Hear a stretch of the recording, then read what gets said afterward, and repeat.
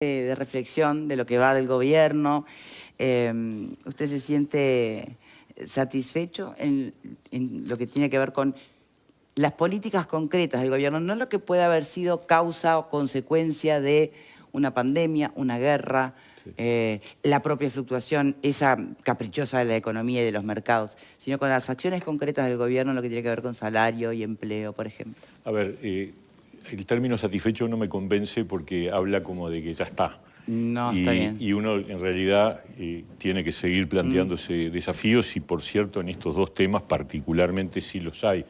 Pero sí siento que hemos tenido una gestión que podemos defender con mucha convicción y con mucha certeza, porque los datos están indicando hoy que tanto en empleo como en salario estamos mejor que cuando empezó este gobierno. Es decir, estamos mejor que lo que heredamos, a pesar de esas cosas que tú mencionabas, a pesar de que además de eso, de que arrancamos desde una situación, hoy tuvimos en el medio una pandemia, sequía, problemas con Argentina, de competitividad y de precios, y el impacto de la invasión de Rusia a Ucrania. Todo eso ocurrió, son adversidades, y a pesar de eso, hoy el empleo está mejor que en el 2019, está mejor en tasa de actividad, en tasa de empleo, en tasa de desempleo, en cantidad de personas en seguro de paro, y el salario, el índice medio de salarios está por encima en su poder adquisitivo que el 2019.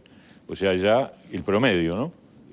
Después hay que ver, cada caso es cada caso, pero además, como en la 10ª ronda, la pauta salarial presentada por el gobierno ha sido la recuperación completa del salario, y en algunos casos los acuerdos han superado esa pauta.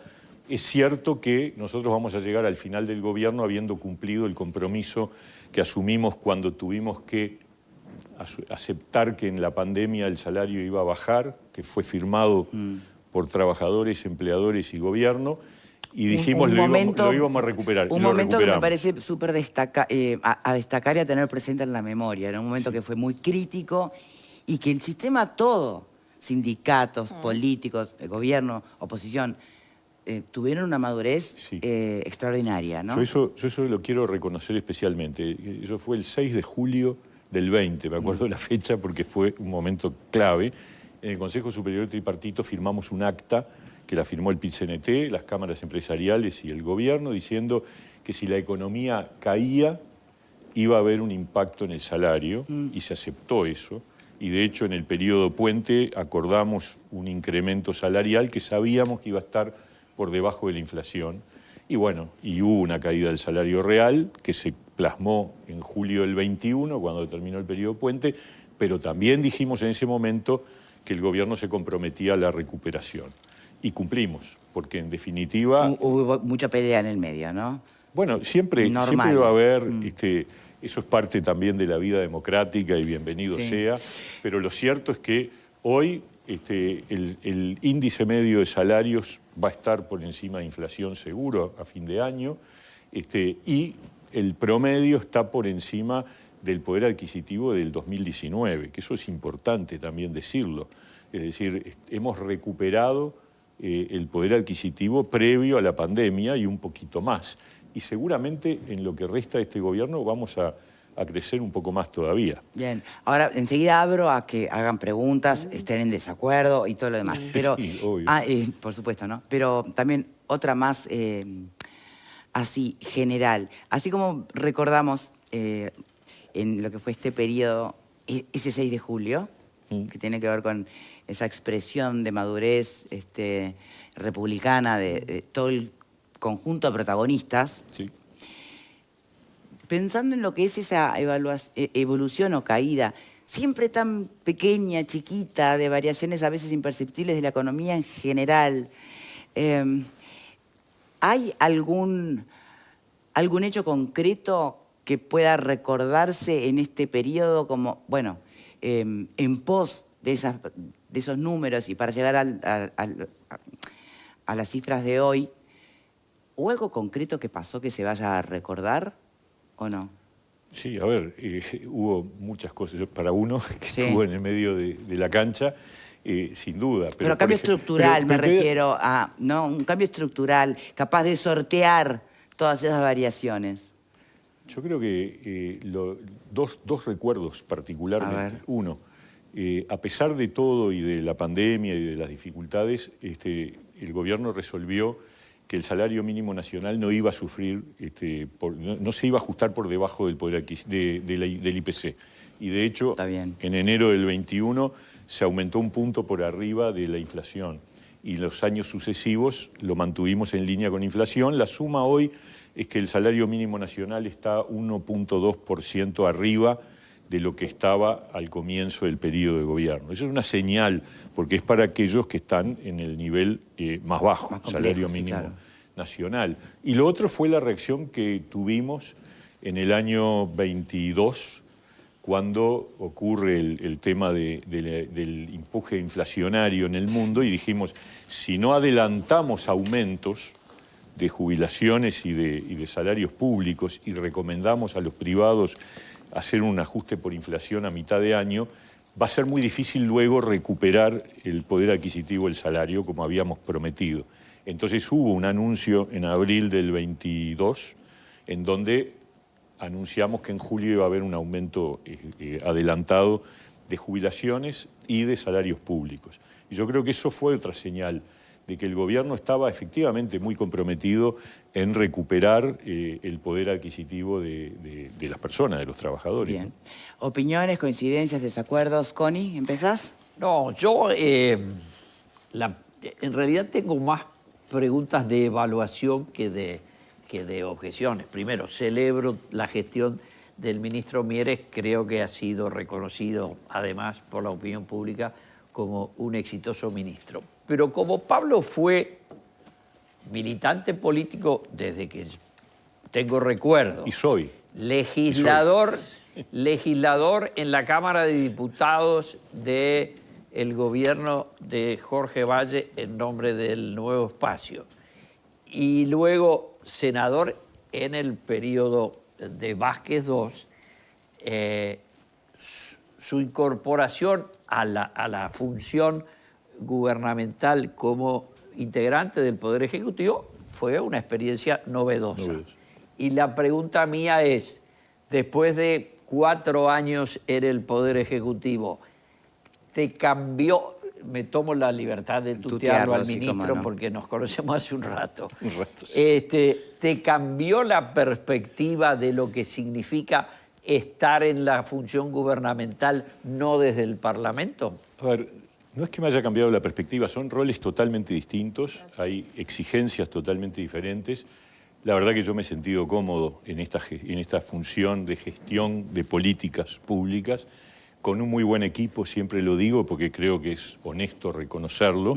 Cuando se trabaja en un ministerio no alcanza con estar uno convencido, tiene que tener un buen equipo que esté cubriendo las distintas áreas, y en el Ministerio de Trabajo ni te cuento, o sea que hemos logrado una sintonía muy positiva. Y yo soy un tipo que, la verdad, se siente cómodo en la gestión. Quizás en la política no había tenido la oportunidad de mostrarlo, aunque estuve un año más atrás en el tiempo como director de Educación con Samuel Lichtenstein en el Ministerio de Educación y Cultura. No me acordaba de eso. Sí, tuve un año. Y en el Parlamento también. Lo que sí noto es que la gente valora más esto que el Parlamento. No es justo con los parlamentarios, porque la gente... A ver, esta es una opinión que la voy a volcar con total, digamos, responsabilidad. Sí. Yo creo que la gente siente que los cargos ejecutivos son los que hacen y los cargos legislativos son los que hablan. Y por lo tanto valora más lo que se hace que lo que se habla.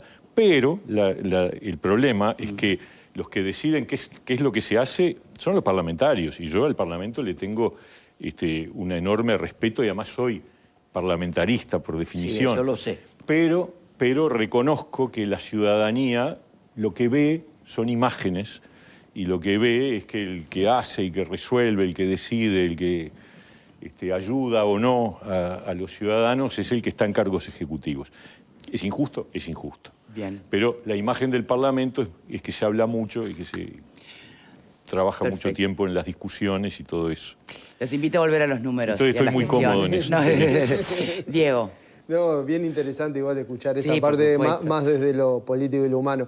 No, hay, a ver, como varias cosas, porque en la evaluación de este periodo el ministro hacía referencia a la comparación con 2019, que es una comparación a la cual el gobierno de distintos ámbitos recurre mucho.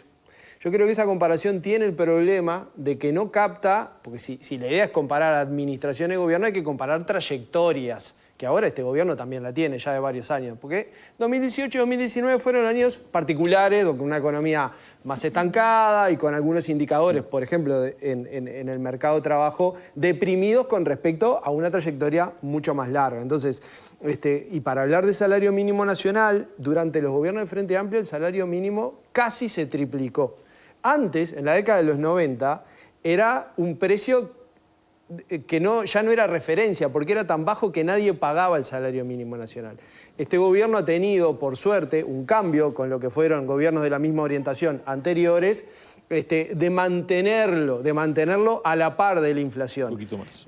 Un poquito más, un par de puntos, decía recién el ministro, más allá de que ahora el aumento fue de 5,5, pero los privados, digamos, los consultores privados están pronosticando una inflación de arriba del 6%, 6,4%.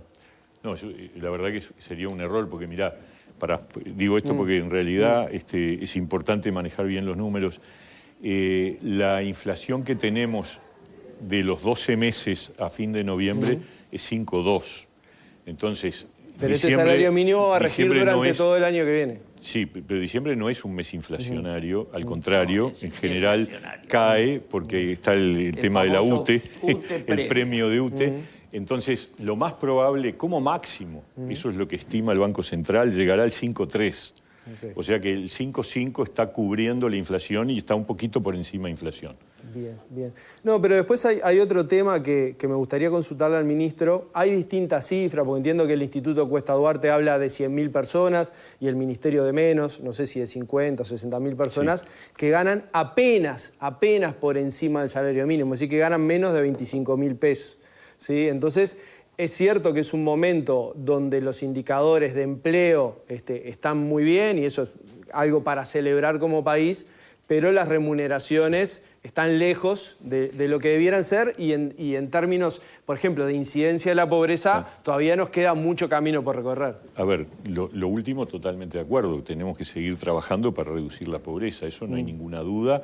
Estamos en alrededor del 10% y obviamente el Uruguay tuvo en otras épocas tasas de pobreza mucho más altas, hoy estamos mucho más bajos, pero seguimos teniendo ahí una deuda. Eso es correcto. Ahora, esa medición que hizo el Cuesta Duarte fue en un momento donde todavía no estaba creciendo el salario real.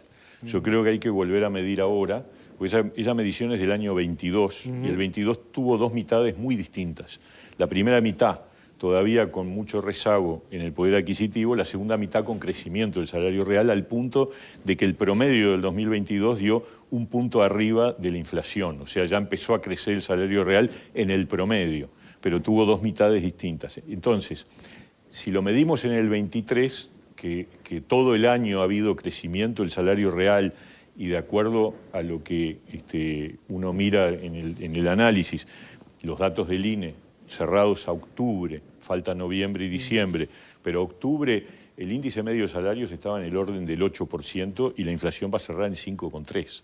O sea, para decirlo más claro, al final del año vamos a tener un crecimiento del salario real importante. Entonces, probablemente eso también implique que esa cantidad de trabajadores que cobran por debajo de esa cifra de 25.000 pesos se haya reducido, porque todos suben, ¿no? Okay. Y una última, al menos de mi parte, el economista Nicolás Sichevsky, que bueno, comunica mucho sobre indicadores en redes sociales, ayer puso un posteo en X que dice que del empleo creado en el último año, 36.000 puestos de trabajo, fue casi enteramente informal. O sea, 35.000 de esos 36.000, según este referente, consultor económico, son en empleo informal. Y me consta que para el ministro este es un tema, porque a lo largo de su gestión marcó la informalidad como un problema, ¿no? Varias cosas al respecto. Una, la informalidad creció del 22 al 23 un par de puntos. Estábamos en el 20, ahora estamos en el 22. De todas maneras, estamos 3 puntos abajo del promedio del 16 al 19. Lo que dijiste del 22 al 23 te referías a los Sí. años. Perdón, y los claro. números suenan a porcentaje. Sí, vamos a Sí, aclarar. está bien aclarado. Está muy bien, está muy bien. Connie, está bien. En el 2022 estábamos en el 20% de informalidad, ahora 2023 el promedio es 22%. Sin embargo, ese 22% sigue siendo 3 puntos menos que la informalidad prepandemia. La informalidad entre el 2017 y 2019 era del 25%. O sea que seguimos teniendo una situación de mejora en cuanto a la reducción de la informalidad. Seguramente una parte del crecimiento, no sé si tanto, porque el mismo Sichevsky, si tú mirás el hilo de tweets que hizo, agrega que hay un dato que contradice ese otro. Ese otro está tomado de la encuesta de hogares. Pero el dato del BPS es que entre el 22 y el 20, entre 2022 y 2023 aumentaron 20.000 cotizantes en el BPS. O sea que hablamos de un punto de la población económicamente activa, un poquito más de un punto, que se incrementó de trabajadores formales. Entonces ahí hay una inconsistencia que él mismo dice. Acá hay algo que hay que estudiar porque, por un lado, con el dato de la encuesta de hogares estaríamos hablando de que todo el crecimiento del empleo, que lo hubo en el 2023 con respecto a 2022, sería informal y en realidad hay un aumento de cotizantes que son formales por definición, porque están cotizando al BPS. En cualquier caso, también lo dice Sichevsky, y yo comparto, es valioso que haya crecido el empleo, o sea, mejor dicho, aunque sea informal, haya crecimiento de puestos de trabajo y no haya aumentado la desocupación, que está en un nivel de 8,2, que es un número que nos gustaría que fuera más bajo, pero bueno, es más bajo que el que teníamos antes de la pandemia, ¿no? Y perdón, el tema del 2019...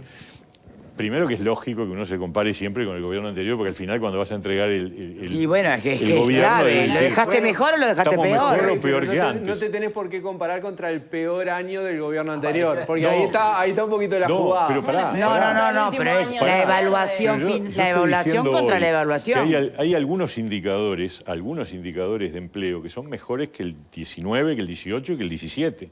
O sea, en cantidad de personas empleadas estamos en el 2016. Que era un año donde recién empezaba la bajada del empleo. Porque, y acá, mirá, voy a ser totalmente franco, en el 2015 el gobierno de la época se enfrentó a un dilema que probablemente nos estemos enfrentando pronto nosotros, que es que llega un punto en donde si no tenés un salto en la productividad, el empleo y el salario juntos no pueden seguir progresando.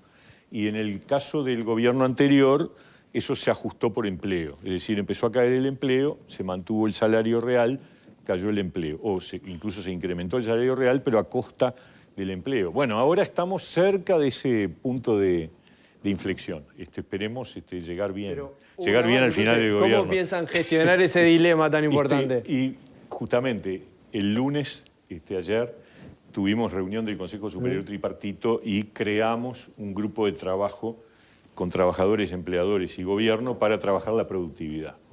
Nuestra idea es construir instrumentos que permitan mejorar la productividad, porque es el único camino para lograr mejora en empleo y salario sin que sean contradictorios entre sí.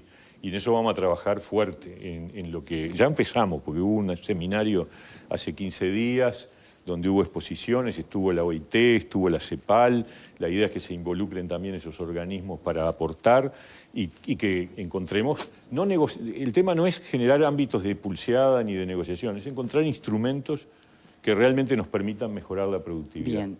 Sí, bueno, esto que está diciendo Vale, me genera bien. nuevas preguntas. Claro. Capaz que después hacemos otra rondita.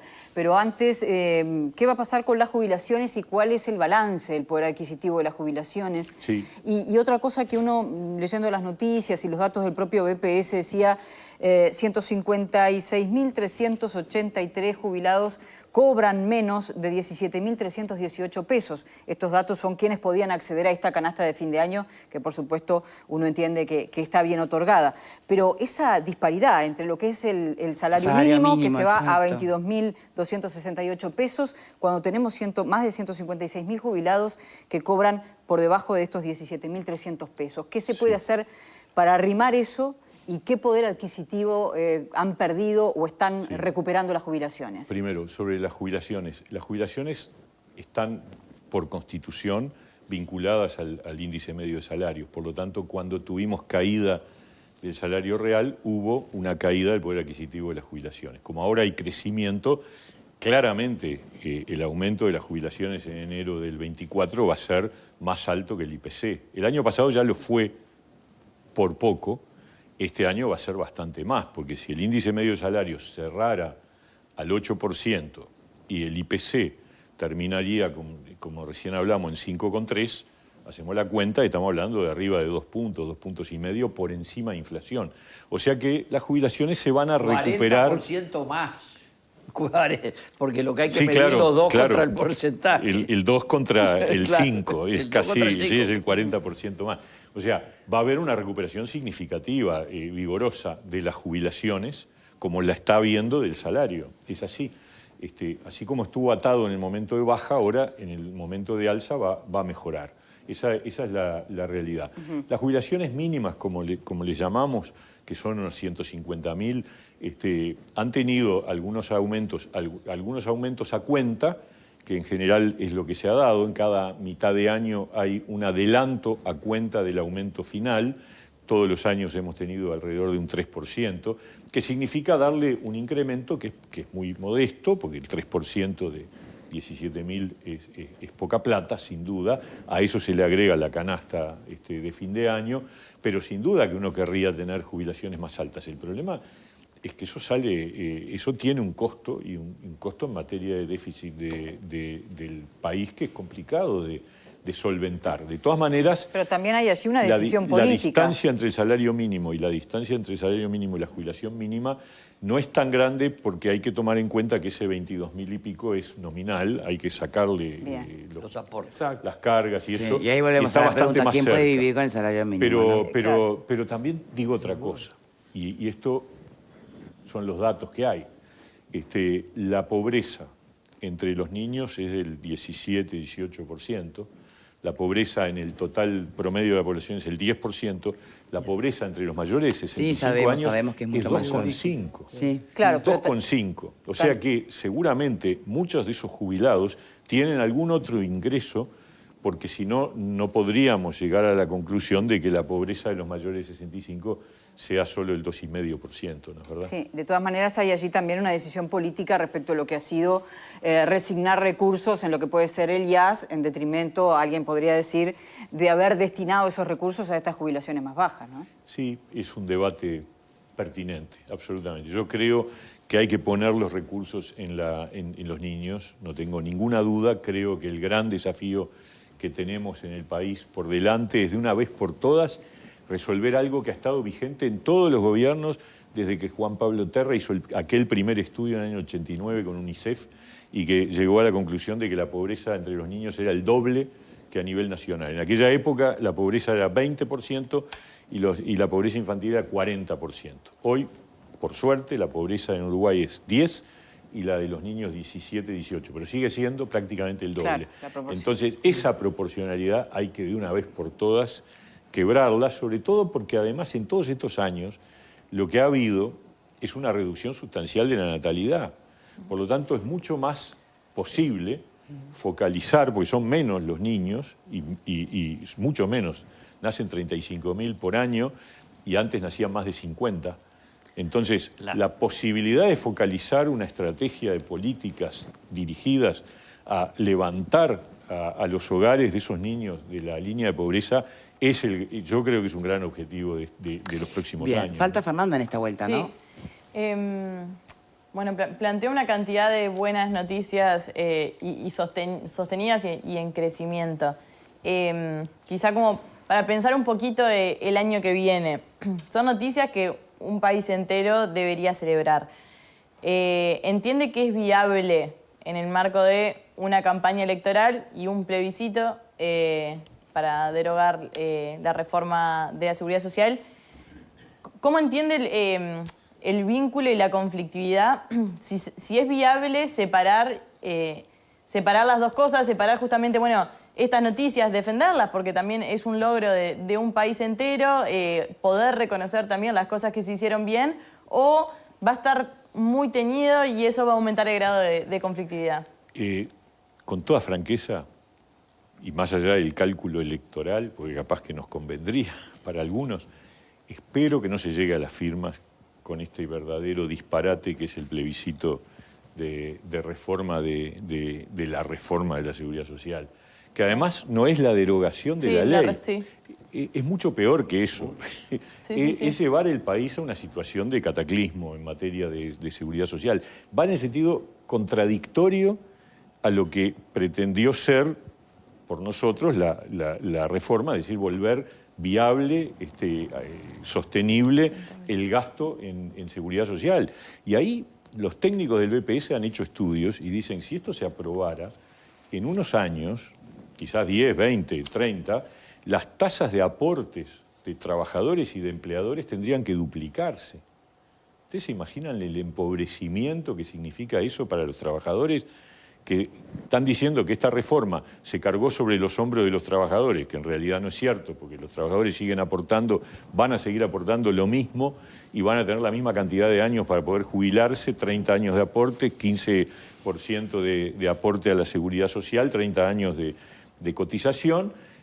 Con esa reforma, inevitablemente en algún momento, la tasa de aportación de los trabajadores va a pasar a ser 30%, el doble.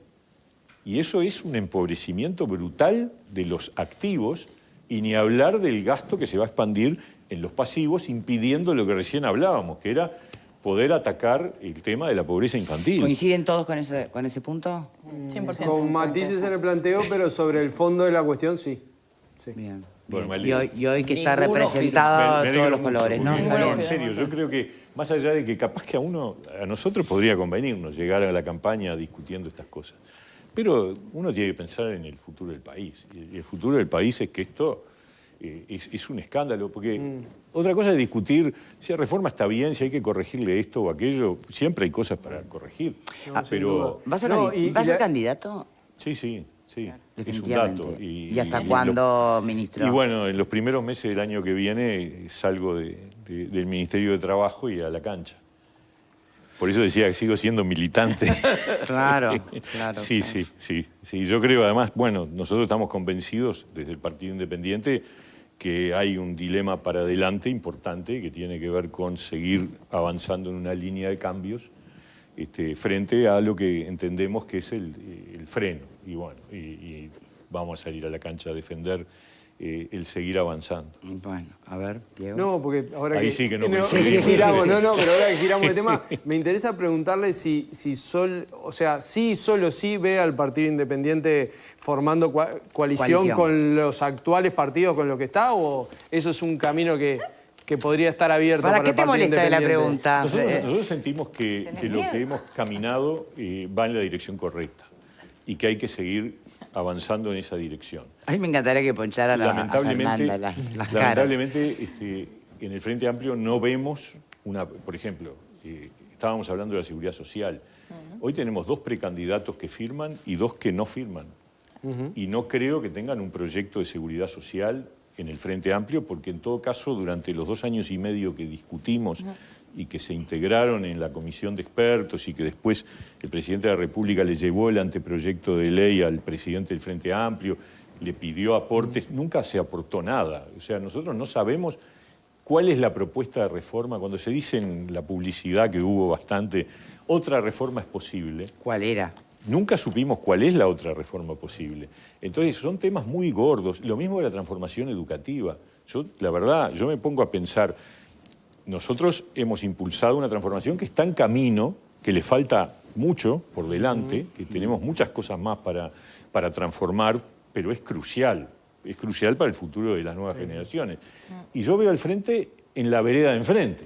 Bueno, está bien. cuestionando la transformación. ¿Y cuál es la transformación Está bien. educativa que levantaría el frente o quedaría otra vez trabado por los intereses de los gremios docentes que no han apoyado ningún esfuerzo de cambio?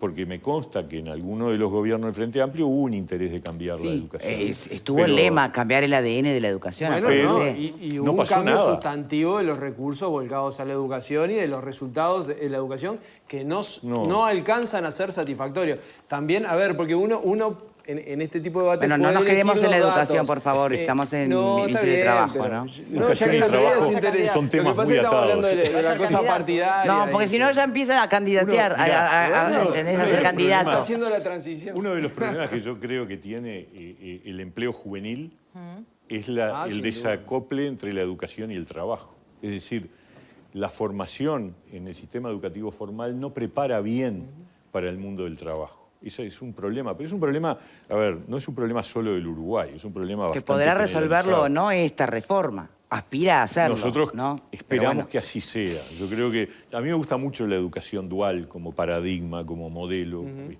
una mayor vinculación entre el tiempo del aula con el tiempo del aterrizaje concreto. Bien, lo traigo de nuevo al ministerio. Dígame.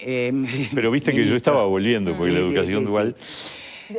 Pero se está todos dando unas puntadas Está todo muy con hilo enredado. que son sin hilo que son maravillosas. A ver, desde su experiencia este año con los acuerdos que han sido duros, han sido muchos, o negociaciones más que acuerdos a veces, ¿hay algún sindicato particular o una, digamos, empresarial, ¿no? Una cámara empresarial que sea la que siempre es difícil de torcer? Hay casos que me los tengo que reservar porque como uno juega el rol de articulador y de mediador... La respuesta es sí, primera respuesta. Sí, por Está, supuesto. No podemos decir hay bien. sectores más difíciles, hay sectores más fáciles, ¿Rubros más fluidos. puede decirme? No importa, Tampoco. no importa. Bueno. No, porque después no corresponde que yo lo diga. No, yo. está bien, Lo está que bien. sí quiero decir, lo digo porque la verdad, nosotros hemos tenido un diálogo muy franco y muy permanente con las cámaras empresariales y con el PIT-CNT. No pasa una semana que no haya algún sindicato o las propias autoridades del PIT-CNT en mi despacho conversando sobre distintos temas, porque lo entendimos así. Y contra las profecías que decían que íbamos a desmontar los consejos de salario, Sí, sí, que sí. no iba a haber negociación colectiva y no sé qué, tuvimos 3 rondas salariales, porque debido a la pandemia una fue de un año, después fue la 9ª y la 10ª, 3 rondas salariales y con resultados muy positivos. O sea, siempre llevan varios meses, hay mesas que terminan más rápido, otras que demoran más, pero estamos terminando la 10ª ronda, quedan unas pocas mesas por cerrar, y la verdad, con un nivel de, cuando me hablan de conflictividad, si uno separa la conflictividad político-ideológica, llamémosle así, de la conflictividad estrictamente laboral, yo les diría, la conflictividad estrictamente laboral no ha sido muy alta, ha sido bastante moderada. Otra cosa es si tú le sumás los paros generales contra la reforma de la seguridad social, contra la transformación educativa, que yo considero que son como posicionamientos político-ideológicos Bueno, del sí, sí, PIT-CNT. sí. Pero si tú le quitas eso y te quedás solo con los conflictos vinculados a despidos, a conflictividad de condiciones de trabajo, a aumentos salariales, etcétera, yo creo que fue un periodo, este gobierno, donde la hemos llevado bien.